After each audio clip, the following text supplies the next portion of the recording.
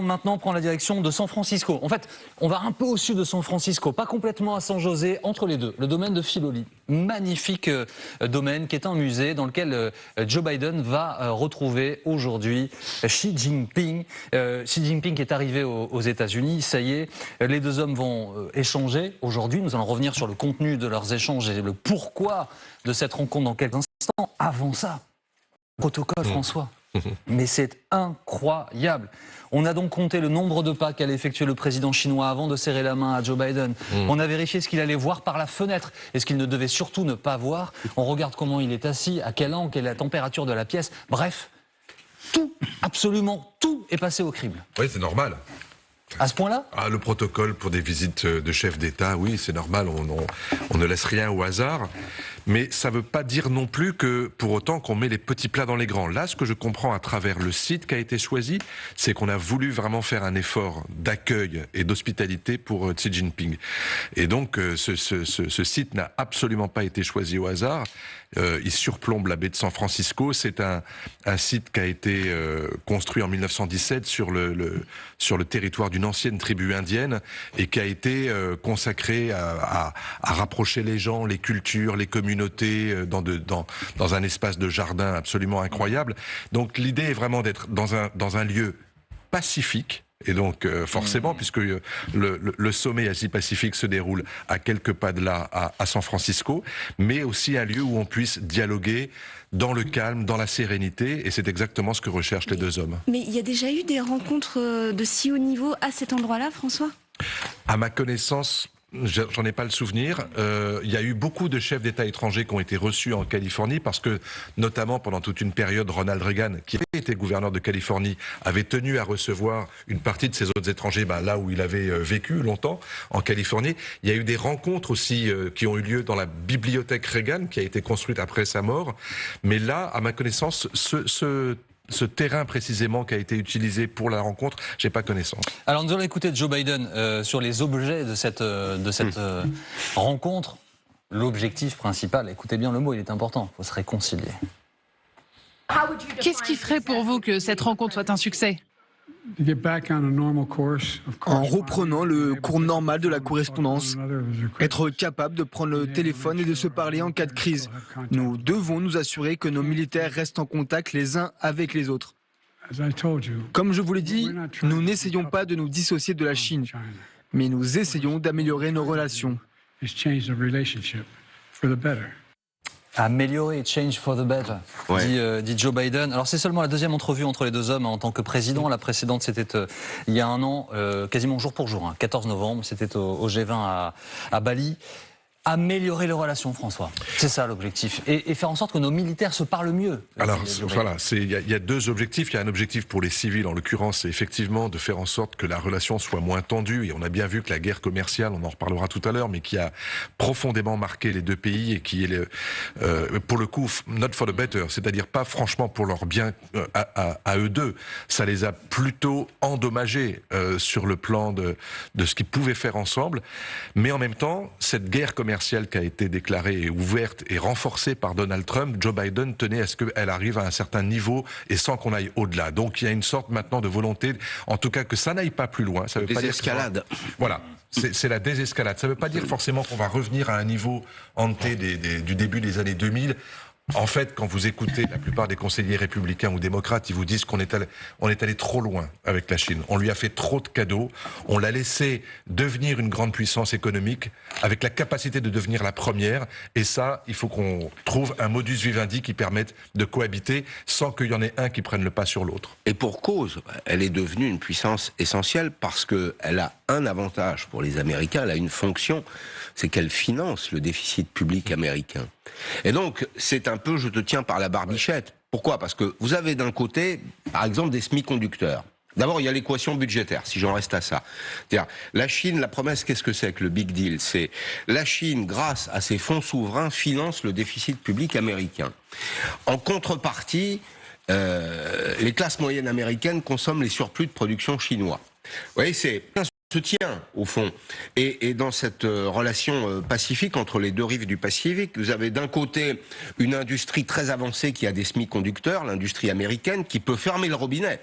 De l'autre côté, vous avez un pays qui a les terres rares, notamment, et qui lui aussi peut fermer le robinet. Donc, c'est ce que décrit François. En réalité, à un moment, chacun doit comprendre qu'il a plus intérêt un bon deal vaut mieux qu'un mauvais conflit. Nous sommes en direct avec David Bavrez. Bonjour, vous êtes spécialiste de l'Asie, essayiste, chroniqueur dans l'opinion. Vous avez notamment écrit Chine-Europe, le grand tournant aux éditions Le Passeur.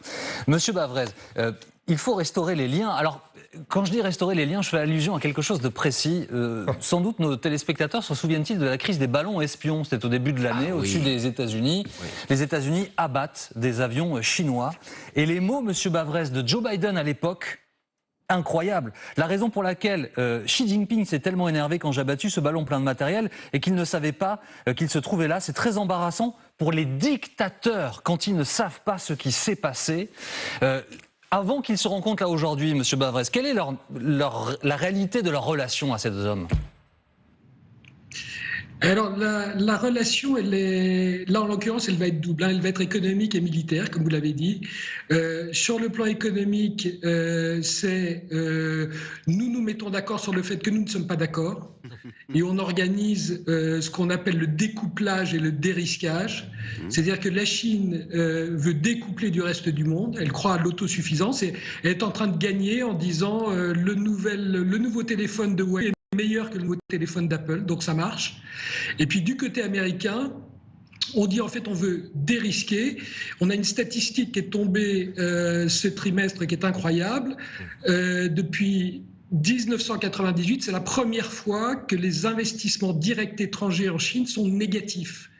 C'est-à-dire que c'est la première fois que les sociétés étrangères sortent plus d'argent par des dividendes de Chine qui n'investissent. Ça n'était jamais arrivé. Et en fait, ce sont les sociétés américaines qui retirent leurs investissements de Chine. Donc là-dessus, on se met d'accord sur le plan économique, on va cohabiter, mais ça ne veut pas dire qu'on soit d'accord. Le second point, c'est celui que vous devez mentionner. Pardonnez-moi, monsieur Bavrez, je vous interromps parce que sur ce premier point, pour aller encore un peu plus loin, sur les échanges bilatéraux, commerciaux, 690 milliards de dollars en 2022. Alors j'entends bien qu'il y a un déséquilibre dans les allées et les retours, mais il semblerait qu'il n'y ait jamais eu d'échange à ce niveau-là encore. Ah oui, mais il recule. Oui, non, vous avez absolument raison. Il y a 400 milliards de surplus commercial de la Chine vis-à-vis des États-Unis, mais ça fait partie de l'accord. C'est que les États-Unis n'ont plus voulu produire et donc utilisent la Chine comme atelier des États-Unis. Mais ça ne veut pas dire qu'on ne soit pas d'accord. Les États-Unis profitent du fait que leur société, c'est 400 milliards de déficit, il y a la moitié qui servent à des entreprises américaines qui ont décidé de délocaliser leurs opérations de fabrication en Chine. Donc ça fait partie, c'est exactement ce que vous venez d'évoquer, ça fait partie de l'équilibre entre les deux. Donc sur le plan économique, on s'entend, souvenez-vous qu'il y a quand même une commonalité d'intérêts entre ces deux pays, y compris à commercer. Là où, en revanche, et vous l'avez souligné, il y a un vrai problème, c'est sur le plan militaire. Parce que depuis l'affaire du ballon, les Chinois ne répondent plus au téléphone. Et compte tenu des tensions, donc c'est ce que M. Blinken avait essayé de résoudre au mois de juin dernier et il n'avait pas réussi. Et compte tenu des tensions dans le Moyen-Orient, c'est là où maintenant le problème devient extrêmement urgent et que M. Biden va dire à M. Xi, président Xi, vous ne pouvez pas continuer. Et toute la question, c'est, comme vous l'avez souligné, le président Biden a dit lors d'un dîner de fundraising que, en fait, le président Xi n'était pas au courant du ballon. Toute la question, c'est le président Xi est-il véritablement en contrôle de l'aile dure de son armée, qui, elle s'oppose à ces liens économiques sur lesquels il y a une relative entente. Merci, donc en fait, il y a une dichotomie totale entre l'économie où on s'entend et le militaire où, par contre, on a fait zéro progrès depuis le ballon.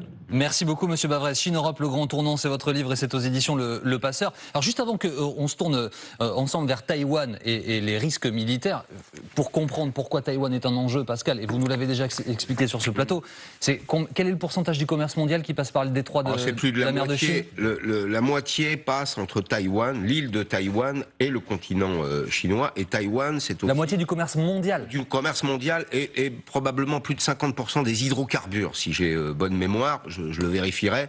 Si je vous ai dit une bêtise, j'y reviendrai, mais je crois que c'est ça. Et Taïwan est un des premiers producteurs mondiaux de puces, et notamment, vous savez, ces semi-conducteurs de la nouvelle génération qui sont au micron de micron, pratiquement, et qui permettent tout le progrès technique et technologique. Donc c'est plus qu'un enjeu territorial, c'est un enjeu de technologie. Sur l'année passée, François, 446 avions chinois ont pénétré la zone d'identification de défense aérienne de Taïwan. On a déjà expliqué sur ce plateau que la défense aérienne, c'était l'atout majeur de l'île de Taïwan. 446 avions, on n'a même pas compté les bateaux, les porte-avions. Bon, il y a une pression qui est maintenue par Pékin sur Taïwan. Mais parce que pour Pékin, Taïwan n'existe pas. Enfin, c'est pas qu'elle n'existe, c'est qu'elle n'a pas d'autonomie, de souveraineté. Elle n'existe pas par elle-même. Donc voilà, donc ils disent, c'est chez nous. Donc pourquoi est-ce qu'on irait hurler sur le fait qu'on a des avions qui se rapprochent des côtes de Taïwan? C'est chez nous. Pourquoi est-ce que les Américains hurlent lorsque on leur interdit, ou on fait mine de leur interdire, parce que ça ne va jamais au-delà, de passer dans le détroit de Taïwan? Ça vaut aussi pour des bâtiments de la marine nationale française. Ce détroit, théoriquement, en droit international, il est libre de navigation, et l'espace aérien qui est au-dessus, il est libre de navigation. Donc, à chaque fois que les Chinois essayent militairement de faire comprendre que c'est chez eux, eh bien, ils rencontrent évidemment la crainte des Taïwanais d'être envahis, la crainte des Occidentaux de voir que cet espace-là n'est plus un espace de droit international, mais un espace de souveraineté chinoise qui n'a pas lieu d'être, puisque, en l'occurrence, soit c'est par la force, et auquel cas ça ne peut pas être reconnu en tant que tel, et ça ne peut pas être par le droit. Donc il y a un vrai sujet, et c'est l'une des raisons, je termine par là, c'est l'une des raisons pour lesquelles, aujourd'hui, compte tenu de tout ce qui s'est passé avec les ballons, mais surtout à Taïwan au printemps dernier, le ministre américain de la Défense, aujourd'hui, Lloyd Austin, ça fait 6 mois qu'il essaye d'avoir un interlocuteur chinois au bout de Alors c'est la question que j'allais poser au général Gomard, parce que les politiques ne se parlent pas, c'est une chose, mais est-ce que les chefs d'état-major ou les états-majors se parlent d'armée à armée? Alors, normalement, oui. Mais là, je ne crois pas, en l'occurrence. Parce que vraiment, pour les Chinois, Taïwan redeviendra chinois pleinement avant que l'on fête les 100 ans de la République populaire de Chine. Donc pour moi, il y a des vraies tensions réelles, militaires. Et on voit bien, il y a des éclairages, il y a des mouvements de bâtiments militaires qui sont assez dangereux entre les uns et les autres. Il y a des passages d'avions américains, etc. Donc il n'y a pas de dialogue aujourd'hui entre les deux. Le dialogue, effectivement, comme le soulignait Didier Bavrez, c'est essentiellement économique. Alors, il y a une petite leçon géoéconomique à tirer de tout ça. Qu'est-ce qu'on voit à travers cette rencontre du Pacifique? C'est que tous les grands ensembles économiques cherchent à se protéger. C'est-à-dire que l'ère de la mondialisation, vous savez, l'horizontalisation du marché, il y a un économiste qui disait le monde est plat. Pour dire en substance, voilà, s'échange, il n'y a plus de frontières. Ce monde-là, il se referme progressivement. Les Américains cherchent à protéger leur territoire, leur économie, les Chinois aussi. Tout le monde a conscience que la coopération, les échanges, c'est aussi porteur de valeur. Mais j'allais dire que c'est un peu la dose qui fait le poison. Trop d'échanges, ça détruit des emplois aux États-Unis. Un des arguments de Trump, c'était dire ramenons les emplois aux États-Unis, les emplois industriels. Ce qu'on appelait la Rust Belt, c'est-à-dire la ceinture de rouille. C'était nos usines désaffectées, ces productions qui ont foutu le camp en Chine. Il faut qu'on les rapatrie chez nous. En Europe, on est en train de faire exactement la même chose. C'est-à-dire, quand on dit des taxes aux frontières pour les produits chinois, par exemple, on n'est pas convoqué à sommet, mais on est intéressé. Quand on dit qu'il faut de la fiscalité parce qu'on importe beaucoup de CO2 et parce qu'il faut protéger nos producteurs, au fond, on s'inscrit tous dans ce même mouvement qui est un mouvement de protection. Le monde a besoin de frontières et de protection. Si je reviens, on a 2 minutes à Filoli, à ce domaine-là, donc au sud de San Francisco. Les deux hommes vont être face à face, François, dans un contexte qu'on vient de bien comprendre grâce à vous. Que peut-il en sortir? Parce que Xi Jinping donne l'impression, et sans doute est-ce une ruse ou un argument diplomatique, d'être insensible à la pression, d'être insensible à la négociation. Est-ce qu'il peut sortir quelque chose de concret de ce sommet? Oui, mais des petites choses. Des petites choses, et une chose importante qu'a rappelé David Bavrez, se mettre d'accord sur ce qu'on n'est pas d'accord. Ça, c'est très important, parce qu'au moins, ça permet de savoir où on en est et de clarifier les choses. Il n'y a rien de pire dans la diplomatie et dans les affaires stratégiques et géopolitiques que de ne pas savoir ce que veut l'autre. Là, au moins, ce sera acté. Voilà les sujets sur lesquels on est en désaccord et sur lesquels on peut éventuellement travailler, négocier, dialoguer. Mais puis il y a tous les sujets sur lesquels on peut faire des choses ensemble. Alors ce ne sont pas d'immenses domaines, on l'a évoqué la semaine dernière, c'est davantage de vols commerciaux entre la Chine et les États-Unis, c'est ce que réclament les Chinois notamment. Travailler davantage sur les domaines de coopération culturelle, parce que c'est vrai que la relation peuple à peuple, elle est quasiment inexistante. Troisièmement, travailler sur le climat. John Kerry est allé en Chine un nombre incalculable de fois depuis qu'il a été nommé émissaire de Biden sur le climat. Et les deux pays annoncent ce matin qu'ils lancent une mission conjointe, un groupe de travail commun sur le climat. Il était temps, parce que c'est exactement ce que réclamaient pour le coup les États-Unis depuis 2 ans, et on est à 15 jours de la COP28, donc il serait peut-être temps de s'y mettre. La Chine est le premier consommateur, le premier acheteur de charbon australien et ouvre une centrale à charbon pratiquement tous les 10 jours. Donc vous imaginez les progrès qu'il y a à faire en Chine, qui est engagé aussi dans des projets nucléaires. Retour en France dans quelques instants. Chers experts... Oula, mais j'ai fait une ange noirée là, il ne peut plus.